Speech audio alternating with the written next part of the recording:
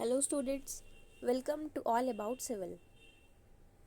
Environmental studies last lecture में हमने नई यूनिट स्टार्ट की थी जो थी एनवायरमेंटल लेजिस्लेटिव्स, यानी कि एनवायरनमेंट को प्रोटेक्ट करने के लिए पॉल्यूशन ज़्यादा से ज़्यादा ना हो ऐसी कोशिश हम करें कि पॉल्यूशन एकदम कम हो जाए, या तो बिल्कुल ख़त्म हो जाए या बिल्कुल ही कम हो जाए।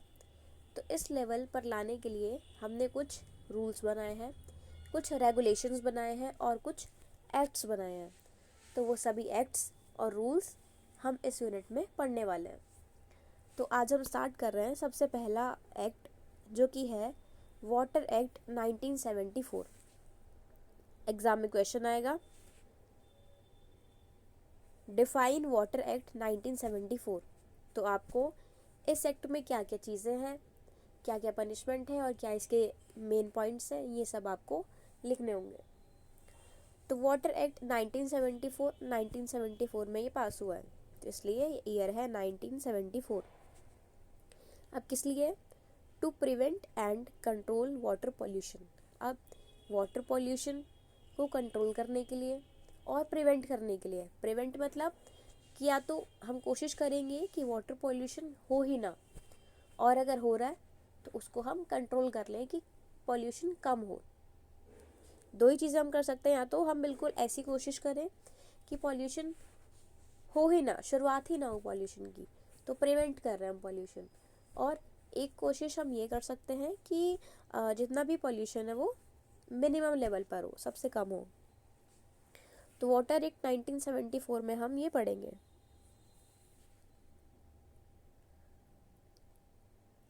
Water prevention and control of pollution Act 1974 is a comprehensive legislation that regulates agencies responsible for checking on water pollution and ambit of pollution control boards at the center and the states. इसका हिंदी में tension लेने की ज़रूरत नहीं है, हिंदी में इसको explain कर दूँगी। फ़िलहाल इसके बेसिक पॉइंट बता देती हूँ, फिर इसके बाद हम हिंदी में भी इसको पढ़ लेंगे। तो ये जो एक्ट है वाटर एक्ट 1974, ये प्रिवेंट करने के लिए बनाया गया और वाटर पॉल्यूशन को कंट्रोल करने के लिए बनाया गया है। अब ये एक ऐसा एक्ट है जिसमें कि हम चेक करते हैं जो भी एजेंसीज़ वाटर पॉल्यूशन के लिए ज़िम्मेदार हैं, जो भी एजेंसीज़। अब एजेंसीज़ क्या है? जैसे कोई भी इंडस्ट्री है तो इंडस्ट्री का वेस्ट है, सीवेज वेस्ट है, और कुछ भी ऐसा है जो कि वेस्ट आके सीधा वाटर बॉडी के अंदर जा रहा है। तो जब वाटर बॉडी के अंदर ये वेस्ट जाएगा तो वाटर पॉल्यूशन क्रिएट करेगा। अब वाटर पॉल्यूशन जब इससे होगा तो उसे कंट्रोल करने के लिए हम क्या कर सकते हैं? ये जितनी भी बॉडीज़ हैं, जितने भी ऑर्गेनाइजेशन हैं, इनको चेक कर सकते हैं। यानी कि जितने भी हमारे पास ऑर्गेनाइजेशन हैं, हम कोशिश करेंगे कि ये पॉल्यूशन ना करें, कुछ भी ऐसा डिस्चार्ज वाटर बॉडी के अंदर ना करें जिससे कि पॉल्यूशन हो। तो इस एक्ट के अंदर बेसिकली हम रेगुलेट कराते हैं अलग अलग एजेंसीज़ को, यानी कि अलग अलग एजेंसीज जितने भी इंडस्ट्रीज़ हैं, फैक्ट्रीज़ हैं, तो उन सबको हम देखते हैं यहाँ पर, और वाटर पॉल्यूशन वो कर रहे हैं कि नहीं, और वाटर पॉल्यूशन को कंट्रोल कैसे किया जा रहा है, ये हम इसमें चेक करते हैं। और ये काम दोनों करता है, सेंटर भी करता है, स्टेट भी करता है। स्टेट अलग अलग अपना चेक करता है, और सेंट्रल किसी भी सिटी में जाकर किसी भी स्टेट के अंदर जाके चेक कर सकते हैं। तो सेंट्रल लेवल पर भी है और स्टेट लेवल पर भी है। The water prevention and control of pollution act 1974 was adopted by the Indian Parliament with the aim of prevention and control of water pollution in India. अब हमने इस एक्ट की शुरुआत क्यों की थी? इस एक्ट की हमने शुरुआत की थी जिससे कि हम वाटर को प्रिवेंट कर पाए, यानी कि वाटर को बचा पाए, और वाटर पॉल्यूशन हमारी कंट्री में जितना भी है उसको हम कंट्रोल कर पाए। तो इस इनिशिएटिव के साथ हमने इस एक्ट की शुरुआत की थी। Some of the important sections regulating the prevention of water pollution as per the act are as discussed below. अब जो इसके इम्पॉर्टेंट सेक्शंस थे कि इस एक्ट में क्या क्या मेन बातें थी, वो हमें कुछ सेक्शंस के अंतर्गत बताई गई है। तो अब हम वो पढ़ते हैं। इसको एक बार आप रीड करो इंट्रोडक्शन को।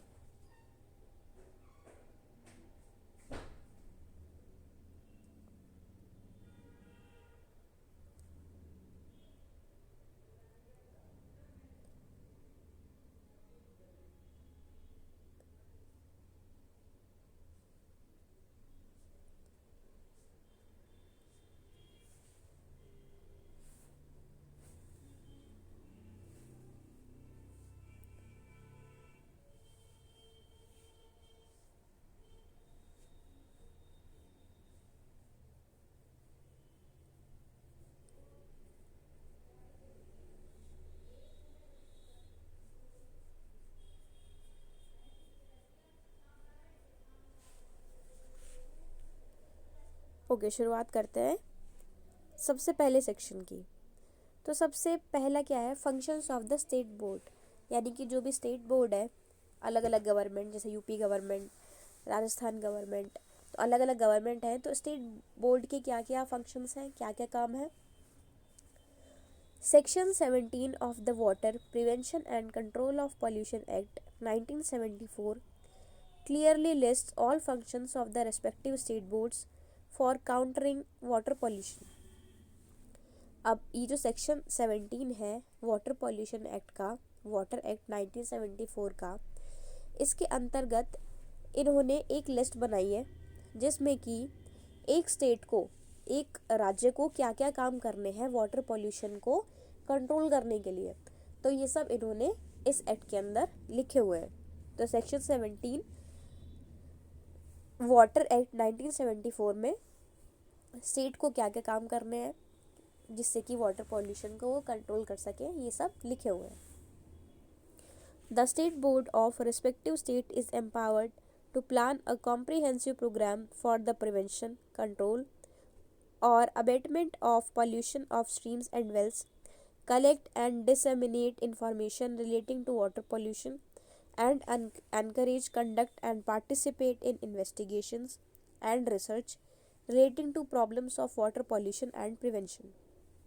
इस बड़ी सी लाइन का मतलब ये है कि जो भी वहाँ का स्टेट बोर्ड होगा, जो भी ऑफिसर्स होंगे, जो भी बोर्ड है वहाँ का, किसी भी स्टेट का, तो उनको प्लान करना है कि कैसे हम पॉल्यूशन को कंट्रोल करें, पॉल्यूशन को कम करें, और जहाँ पर भी ये सारा वेस्ट मटेरियल जा रहा है तो वैसे कहाँ पर उसको कलेक्ट करना है, कहाँ पर उसको ट्रीट करना है, कैसे उसको कंडक्ट कराना है, ये सब चीज़ें।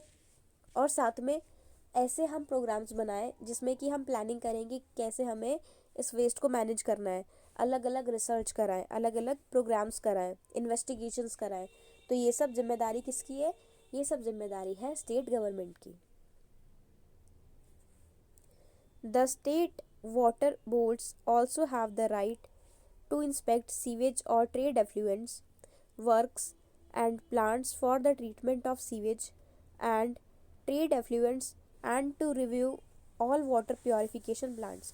अब स्टेट वाटर बोर्ड के पास ये राइट है कि वो कभी भी जाकर इंस्पेक्ट कर सकते हैं, चेक कर सकते हैं, जैसे छापा मारने आते हैं ना, तो वैसे स्टेट बोर्ड के पास राइट है कि जो सीवेज एफ्लुएंट्स है, यानी कि सीवेज जहाँ पर ट्रीट किया जाता है, साथ में ट्रीटमेंट ऑफ सीवेज प्लांट जहाँ पर भी है, और ट्रेड एफ्लुएंट्स जहाँ पर भी है, तो और प्योरिफिकेशन प्लांट जहाँ पर भी है, ये कभी भी जाकर वहाँ पर चेक कर सकते हैं। और इनको ही चेक करना है, वो काम इनको रेगुलेट कराना है। द बोर्ड में एस्टेब्लिश और रिकॉग्नाइज अ लेबोरेटरी और laboratories to enable the board to perform its functions under this section efficiently, including the analysis of samples of water from any stream or well, or of samples of any sewage or trade effluents। इस बात का मतलब है कि ये जो board, state board बनेगा, state में हम एक ऑर्गेनाइजेशन बनाएंगे, इस ऑर्गेनाइजेशन को एक लेबोरेटरी अपनी बनानी है, और उस लेबोरेटरी में इनको अलग अलग सैंपल्स टेस्ट कराने, चाहे वो एक लेबोरेटरी बनाओ, चाहे वो कहीं भी लेबोरेटरीज कितनी भी बना सकते हैं, और उन लेबोरेटरीज के अंदर उनको टेस्ट कराना है। टेस्ट किसका कराना है? जो भी वाटर सैंपल है उसको उसका एनालिसिस कराना है, यानी कि उसको टेस्ट करना है। अब वो चाहे किसी भी वाटर का सैंपल हो, किसी भी रिवर का सैंपल हो, या किसी भी सीवेज का सैंपल हो, तो उनको ये टेस्टिंग करानी है। तो ये सब काम स्टेट बोर्ड का है। तो आप ये रीड करो एक बार कि सेक्शन 17 के अंदर क्या क्या चीज़ें हैं।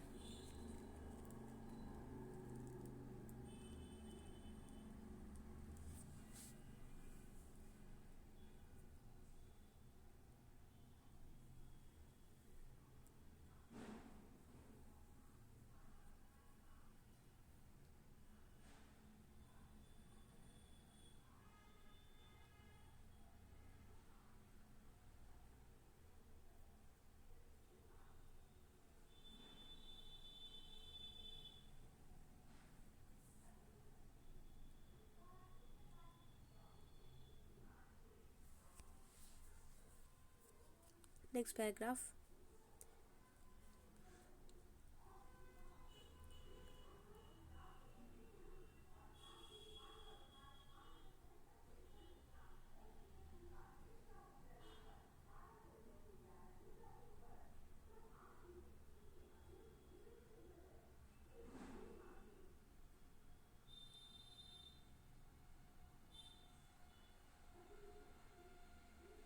ओके, ये हो गया। नेक्स्ट देखते हैं हम। अभी एक हमने सेक्शन 17 देखा था, उसके बाद हमारे पास नेक्स्ट सेक्शन है सेक्शन 25। अब इसमें मेन बात क्या है? Consent of the state board is necessary to discharge sewage. अब स्टेट बोर्ड की परमिशन, उनका ज़रूरी है उनकी परमिशन किसी भी वाटर बॉडी में डिस्चार्ज के लिए। कहीं पर भी सीवेज को डिस्चार्ज कर रहे हैं तो हमें स्टेट बोर्ड से पहले परमिशन लेनी पड़ेगी। तो section 25 of the water prevention and control of pollution act 1974 states that prior consent of the state board under section 25 is necessary to set up any industry, plant or process which is likely to discharge sewage or trade effluents into a stream or well or sewer or on land, and bring into use any new or altered outlets for the discharge of sewage or begin to make any new discharge of sewage। यानी कि कुल मिला के बात इसमें यह है कि सेक्शन 25 जो है, इसके अकॉर्डिंग किसी भी इंडस्ट्री को स्टेट बोर्ड से परमिशन लेनी पड़ेगी अपनी इंडस्ट्री सेटअप करने के लिए। और इंडस्ट्री सेटअप हो गई तो फिर उनको बताना पड़ेगा कि हमारा जो सीवेज का प्रोसेस है वो किस तरीके से रहेगा, और साथ में ट्रेड एफ्लुएंट उनका कि कैसे कैसे ट्रेड है, और मतलब ये जितना भी वेस्ट है इसको कैसे ये कंट्रोल करने वाले हैं, और कौन से स्ट्रीम में डाल रहे हैं, कौन से वेल में डाल रहे हैं, या कौन से लैंड पर डालेंगे। तो ये सब चीज़ें स्टेट को इन्फॉर्म करना उनका ज़रूरी है। अगर कहीं भी वो नया डिस्चार्ज का सिस्टम बना रहे हैं, सीवेज को कैसे कंट्रोल करा रहे हैं, कौन से वाटर बॉडी में डालेंगे, तो ये सब चीज़ें उनको स्टेट को बताना। और जब स्टेट उनको परमिशन दे देगा स्टेट बोर्ड, तब वो इंडस्ट्री शुरू हो सकती है। तो ये है सेक्शन 25 के अंदर।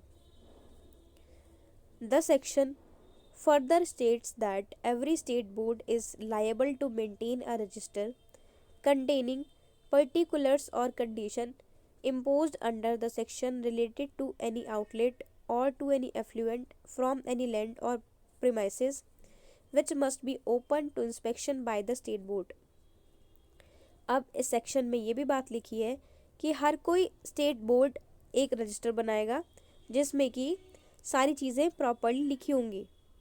हर एक आउटलेट से रिलेटेड कौन कौन से एफ्लुएंट है, कौन से लैंड, कौन सा लैंड का एरिया है जो ओपन रहेगा इंस्पेक्शन के लिए, और कहाँ कहाँ पर इंस्पेक्शन हुआ है, मतलब हर चीज़ का उनको रिकॉर्ड रखना पड़ेगा। तो ये भी स्टेट बोर्ड का एक काम है। तो सेक्शन 25 के अंदर हमने ये सब पढ़ा है, तो आप इसको रीड करो।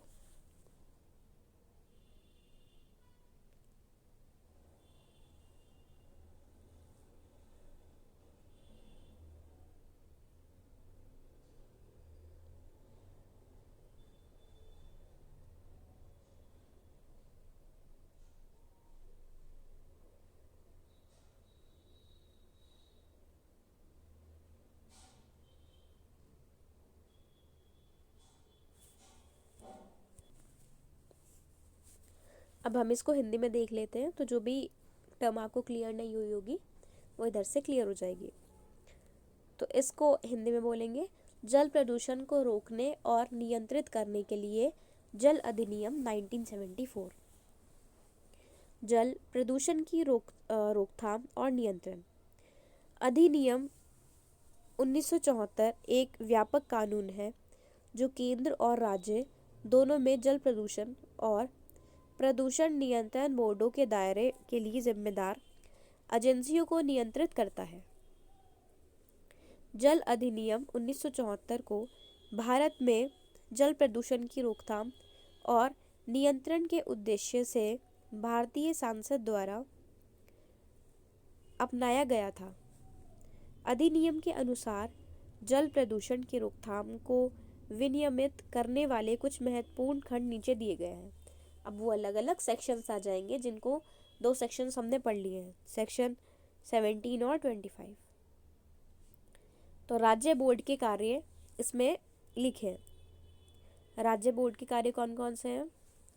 जल प्रदूषण की रोकथाम और नियंत्रण अधिनियम 1974 की धारा 17 में जल प्रदूषण का मुकाबला करने के लिए संबंधित राज्य बोर्डों के सभी कार्यों को स्पष्ट रूप से सूचीबद्ध किया गया है। संबंधित राज्यों के राज्य बोर्ड को जल प्रदूषण से संबंधित सूचनाओं की रोकथाम, नियंत्रण या उन्मूलन के लिए एक व्यापक कार्यक्रम की योजना बनाने और जल प्रदूषण से संबंधित जानकारी एकत्र करने और प्रसार करने का अधिकार दिया गया है, जो पानी की समस्याओं से संबंधित जांच और अनुसंधान को प्रोत्साहित और संचालित करते हैं। प्रदूषण और रोकथाम राज्य जल बोर्डों को सीवेज और व्यापार अपशिष्टों के उपचार के लिए मल और व्यापार अपशिष्टों कार्य और पौधों का निरीक्षण करने और सभी जल शोधन संयंत्रों की समीक्षा करने का अधिकार भी है। बोर्ड इस खंड के तहत अपने कार्यों को कुशलतापूर्वक करने के लिए बोर्ड को प्रयोगशाला या प्रयोगशालाओं की स्थापना या पहचान कर सकता है, जिससे किसी भी धारा के पानी के नमूनों का विश्लेषण या किसी सीवेज या व्यापार अपशिष्टों के नमूने शामिल हैं। देखो वही बात है कि अलग अलग लेबोरेटरीज भी बना सकते हैं, चाहे तो एक लेबोरेटरी बना ले सेंट्रल लेबोरेटरी, या फिर अलग अलग लेबोरेटरीज भी बना सकते हैं जिसमें टाइम टू टाइम टेस्टिंग हो सके। तो ये सेक्शन 17 वाला आपको हिंदी में क्लियर हो गया होगा।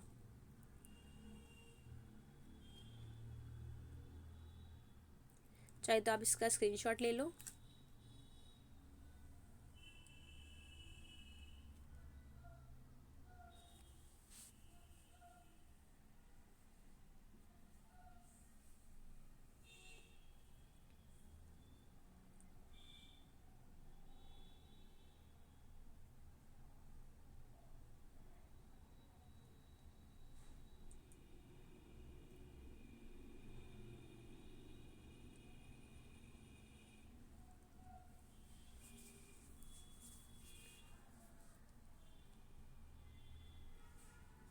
नेक्स्ट, सीवेज को डिस्चार्ज करने के लिए स्टेट बोर्ड की सहमति आवश्यक है। ये अभी हमने पढ़ा था कि किसी भी नई इंडस्ट्री को सेटअप करने के लिए स्टेट बोर्ड के लिए कंफर्मेशन ज़रूरी है। जब तक स्टेट बोर्ड परमिशन नहीं देगा तब तक इंडस्ट्री सेटअप नहीं हो सकती, जब तक वो सब चीज़ें बता नहीं देंगे कि कैसे हम सीवेज को कंट्रोल करने वाले हैं, कैसे हमारा रूट रहेगा, ये सब चीज़ें। तो जल की धारा 25 प्रदूषण की रोकथाम और नियंत्रण अधिनियम 1974 कहता है कि धारा 25 के तहत राज्य बोर्ड की पूर्व सहमति किसी भी उद्योग, संयंत्र या प्रक्रिया को स्थापित करने के लिए आवश्यक है जो सीवेज या व्यापार को एक धारा में प्रवाहित करने की संभावना है, या अच्छी तरह से सीवर या भूमि पर या सीवेज के निर्वहन के लिए किसी भी नए या परिवर्तित आउटलेट का उपयोग करने के लिए, या सीवेज के लिए किसी भी नए निर्वहन बनाने के लिए शुरू करते हैं। खंड में आगे कहा गया है कि प्रत्येक राज्य बोर्ड किसी भी भूमि या परिसर से किसी भी आउटलेट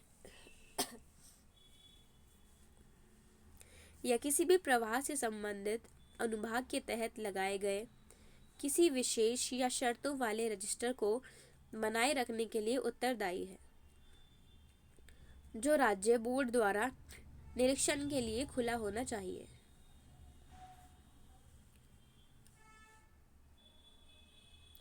तो ये था सेक्शन 25।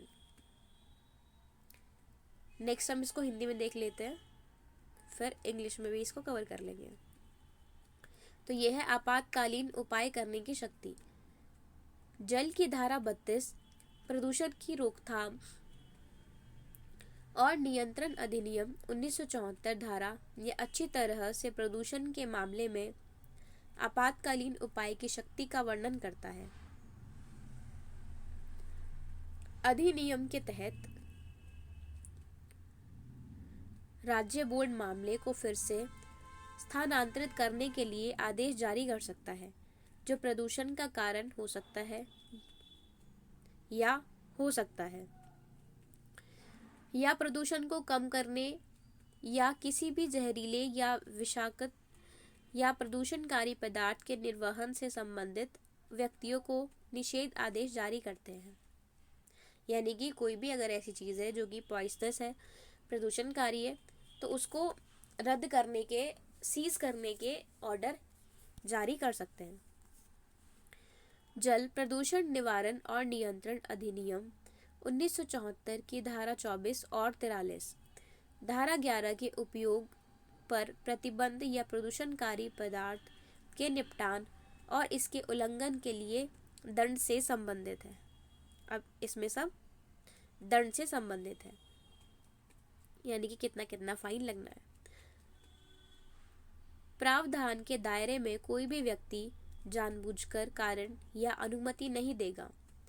राज्य बोर्ड द्वारा किसी भी धारा या सीवर या भूमि पर प्रवेश करने के लिए निर्धारित किसी भी जहरीले, विषाक्त या प्रदूषणकारी मैटर के रूप में के तहत कानून का पालन करने में विफल कोई भी धारा 24 और धारा 43 के तहत कारावास के लिए 1 वर्ष से कम नहीं और 6 महीने से 6 साल तक के लिए मौद्रिक जुर्माने के साथ उत्तरदायी है। यानी कि अगर कोई भी ऐसा काम कर रहा है जिसमें जिस चीज़ की परमिशन नहीं मिली है, तो उसमें कितनी सज़ा हो सकती है?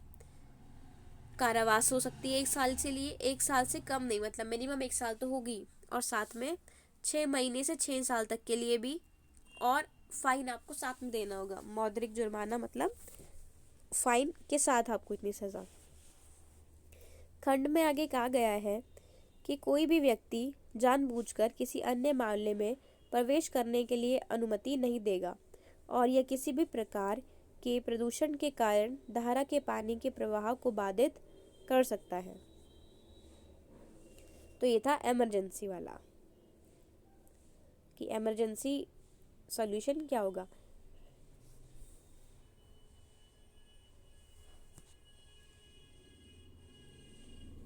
अभी इसको यहीं तक रखते हैं। नेक्स्ट लेक्चर में, आपने हिंदी इसका देख ही लिया है, नेक्स्ट लेक्चर में हम आगे का कंटिन्यू करेंगे और इस एक्ट को कंप्लीट करेंगे। Thank you.